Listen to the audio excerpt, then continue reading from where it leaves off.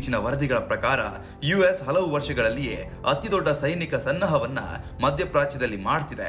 ಇದರ ಭಾಗವಾಗಿ ಅಮೆರಿಕದ ಅತ್ಯಾಧುನಿಕ F-22 ರ್ಯಾಪ್ಟರ್ ಯುದ್ಧ ವಿಮಾನಗಳು ಫೆಬ್ರವರಿ 24ರಂದು ದಕ್ಷಿಣ ಇಸ್ರೇಲ್ನ ಏರ್ ಬೇಸ್ಗೆ ಬಂದಿವೆ ಎಂದು ವರದಿಯಾಗಿದೆ. ಈ F-22 ವಿಮಾನಗಳು ಸಾಮಾನ್ಯ ಯುದ್ಧ ವಿಮಾನಗಳಲ್ಲ.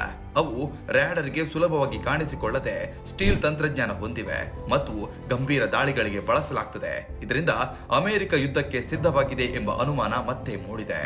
ಈ ಬೆಳವಣಿಗೆಗಳು ನಡೆಯುತ್ತಿರುವ ವೇಳೆ ಅಮೆರಿಕ ಮತ್ತು ಇರಾನ್ ನಡುವೆ ಅಣು ಕಾರ್ಯಕ್ರಮದ ಕುರಿತು ಮಾತುಕತೆಗಳು ನಡೆಯುತ್ತಿವೆ.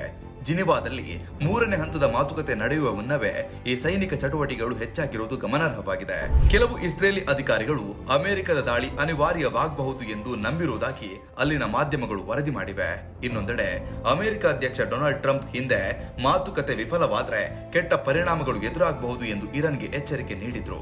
ಆದ್ರೆ ವೈಟ್ ಹೌಸ್ ವಕ್ತಾರೆ ಅಧ್ಯಕ್ಷರ ಮೊದಲ ಆಯ್ಕೆ ಯಾವಾಗಲೂ ರಾಜತಾಂತ್ರಿಕ ಮಾತುಕತೆ ಎಂದು ಹೇಳಿದ್ದಾರೆ. ಆದ್ರೂ ಅಗತ್ಯವಿದ್ರೆ ಅಮೆರಿಕ ಸೈನಿಕ ಶಕ್ತಿಯನ್ನ ಬಳಸಲು ಹಿಂದೇಟು ಹಾಕೋದಿಲ್ಲ ಎಂಬುದನ್ನು ಸ್ಪಷ್ಟಪಡಿಸಿದ್ದಾರೆ.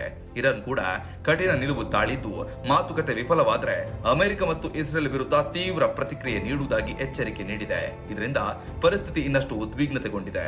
ಒಟ್ಟಾರೆಯಾಗಿ ಮಾತುಕತೆಗಳು ನಡೆಯುತ್ತಿದ್ರೂ ಸೈನಿಕ ಸನ್ನಾಹಗಳು ಹೆಚ್ಚುತ್ತಿರುವುದು ಯುದ್ಧದ ಭೀತಿಯನ್ನು ಹೆಚ್ಚಿಸಿದೆ.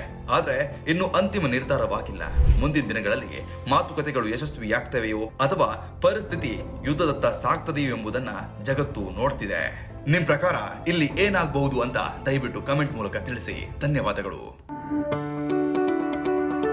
ಯಾವುದೇ ಸುದ್ದಿಯ ಅಪ್ಡೇಟ್ ಅನ್ನ ಮಿಸ್ ಮಾಡ್ಕೊಳ್ಬಾರ್ದು ಅಂದ್ರೆ ಈಗ್ಲೇ ಒನ್ ಇಂಡಿಯಾವನ್ನ ಸಬ್ಸ್ಕ್ರೈಬ್ ಮಾಡಿ. ನಿಮಗೆ ಬೇಕಾದ ಭಾಷೆಯಲ್ಲಿ ಎಲ್ಲಾ ಸುದ್ದಿ ತಿಳಿಬೇಕು ಅಂದ್ರೆ ಒನ್ ಇಂಡಿಯಾ ಆಪ್ ಅನ್ನ ಡೌನ್ಲೋಡ್ ಮಾಡ್ಕೊಳ್ಳಿ.